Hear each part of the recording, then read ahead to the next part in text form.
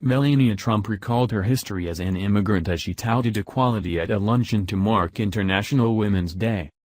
In her first solo White House event as First Lady on Wednesday, Mrs. Trump said she believed education was the key to promoting and ensuring women's rights. As an immigrant myself, having grown up in a communist society, I know all too well the value and importance of freedom and equal opportunity, ideals which this great nation was founded and has continued to strive towards throughout its history, Mrs. Trump said according to her prepared remarks obtained by CNN.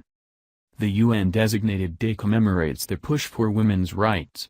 Women across the U.S. observed the day by skipping work and shopping, and attending rallies.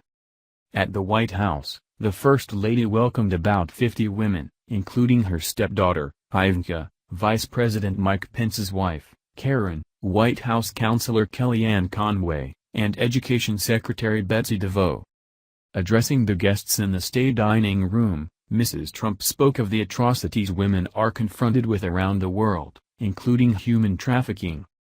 There remains far more brutal and terrifying incarnations of actual gender persecution which we must face together, such as forced enslavement, sexual abuse and absolute repression of far too many women and girls around the globe.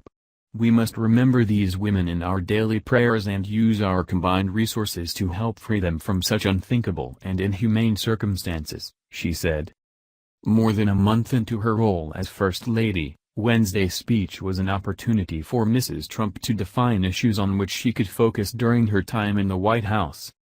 She cited education as a way to prevent gender inequality, and pledged her support to help bridge the divide for women.